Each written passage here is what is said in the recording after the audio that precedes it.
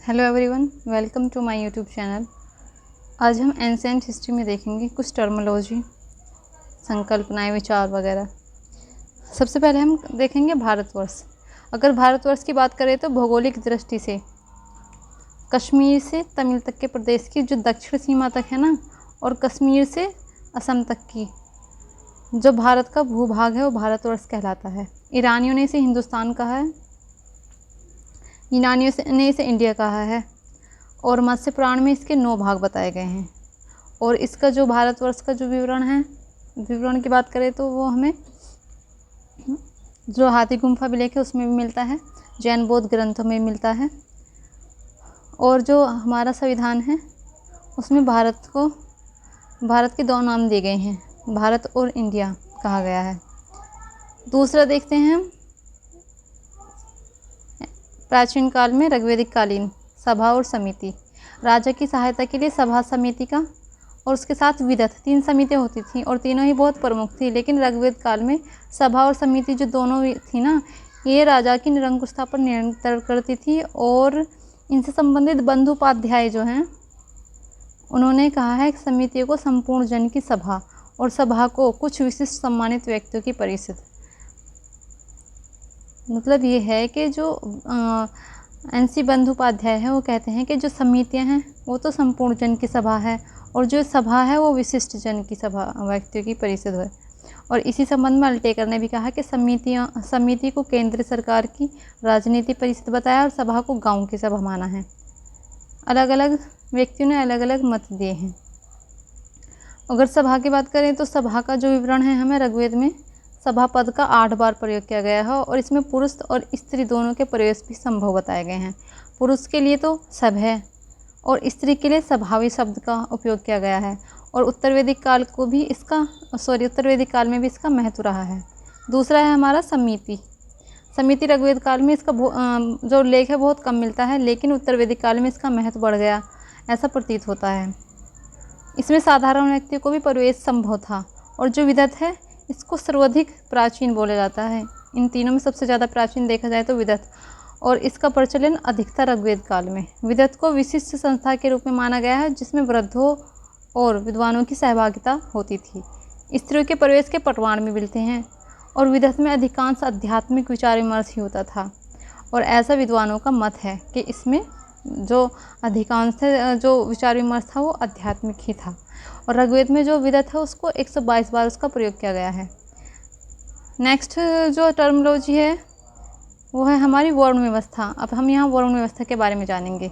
जो वर्ण व्यवस्था है वो ऋग्वेद के 10वें मंडल में पुरुष सूक्त में प्रथम बार इसका उल्लेख किया गया। और यह ईश्वर, इसमें बताया गया कि ईश्वर ने आदि पुरुष के मुँह से तो ब्रह्मा को जना, भुजाओं से क्षत्रिय को, और जांघों से वेश्य या वेश्य को, पैरों से शूद्र को जन्म दिया है। और इससे स्पष्ट होता है कि वर्ण व्यवस्था अथवा जाति व्यवस्था का स्वरूप ऋग्वेद काल के निर्माण के अंतिम समय में बनना प्रारंभ हुआ था। वर्ण का शाब्दिक अर्थ होता है रंग। प्रारंभ में समाज में 2 ही भाग होते थे, द्विज आर्य होते थे, अद्विज अनार्य। कुछ मुख्य वस्त्र वास, अधिवास और नीवी थे जो इसमें मुख्य रहे हैं। प्रारंभ में कबीलाई समाज था और 3 समूह में विभाजित होता था, योद्धा में, पुरोहित में और सामान्य जनता में।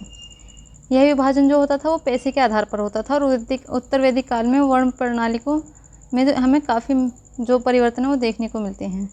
उसके बाद देखते हैं हम वेदांत क्या है और क्या इसका शब्द है, सारा ही हमें इसमें पता चल जाएगा। वेदांत ज्ञान योग की एक शाखा है और ज्ञान प्राप्ति की दिशा में उत्प्रेरित करता है। इसका मुख्य सोर्स है उपनिषद, जो वेद ग्रंथ और अन्य ग्रंथों का सार समझते हैं। उपनिषद जो है वो वैदिक साहित्य का अंतिम भाग है, इसलिए इसको वेदांत कहते हैं। कर्मकांड, उपासना का मुख्य वर्णन जो है ना, और मुख्य वर्णन मंत्र और ब्राह्मण हैं, और ज्ञान का विवेचन उपनिषद में है। वेदांत का जो शाब्दिक अर्थ है वो है वेदों का अंत अथवा सार। नेक्स्ट है हमारा पुरुषार्थ के बारे में जान लेते हैं। प्राचीन भारतीय मुनि ऋषि जो थे मनुष्य के जीवन को आध्यात्मिक, भौतिक और नैतिक दृष्टि से उन्नत करने के लिए पुरुषार्थ के नाम से अपने दार्शनिक विचारों का नियोजन करते थे।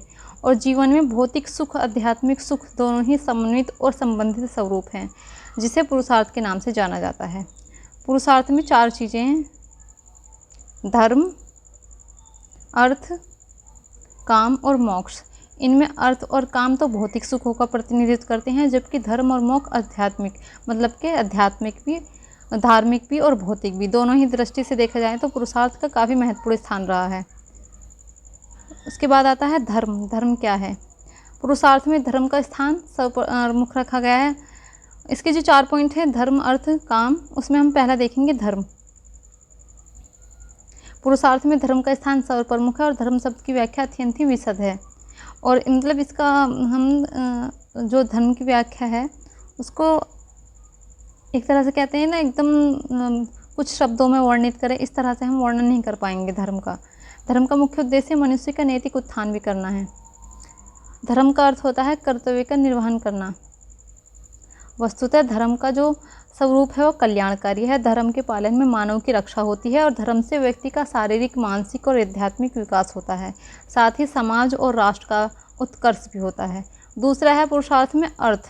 अर्थ से अभिप्राय उन सभी साधनों से है जिन्हें प्राप्त करके मनुष्य समृद्ध हो जाता है, और अर्थ का लक्ष्य सांसारिक सुखों की प्राप्ति करना है, और इस धन के संग्रह और उपभोग से ही मनुष्य धर्म का पालन करता है। कौटिल्य कहते हैं कि कौटिल्य धर्म और काम का मूल्य अर्थ को बताते हैं। फिर तीसरा हमारा काम आ जाएगा। काम का मनुष्य का तीसरा पुरुषार्थ है और इसका अर्थ उन सब इच्छाओं से है जिनकी पूर्ति करते हुए सांसारिक सुख प्राप्त करना है, लेकिन काम भी धर्म की मर्यादा में ही होना चाहिए। काम का मुख्य उद्देश्य संतान उत्पत्ति करके समाज को आगे बढ़ाना भी है। लास्ट पॉइंट है मोक्ष। मोक्ष का संबंध व्यक्ति विशेष से है, लेकिन प्रत्येक भारतीय की धारणा है कि उसके आंतरिक व्यक्तित्व का अपना वर्ग, समाज, राष्ट्र से और संपूर्ण मानव जाति से सामंजस्य के बिना वह अपनी वास्तविक स्वरूप को नहीं पहचान सकता। अतः मोक्ष की संकीर्णता और अभिलाषा के बिना समाज के प्रति अपने ऋणों को चुकाया या कर्तव्यों को पूरा किए बिना कोई व्यक्ति मोक्ष का अधिकारी नहीं हो सकता। मोक्ष प्राप्ति के 3 मार्ग बताए गए हैं। पहला है कर्म मार्ग, दूसरा है ज्ञान मार्ग, तीसरा भक्ति मार्ग। कर्म का मतलब यह है कि फल की प्राप्ति की आशा किए बिना स्वकर्म करते रहना चाहिए। ज्ञान मार्ग जो है वो मोक्ष प्राप्ति का सबसे सरलतम रास्ता माना जाता है, और भक्ति भगवान की प्राप्ति या मोक्ष की प्राप्ति के लिए भक्ति मार्ग ही उत्तम माना गया है। अब देखेंगे हम तीसरा आश्रम व्यवस्था। प्राचीन काल में जो आश्रम व्यवस्था रही है उसके बारे में देखेंगे।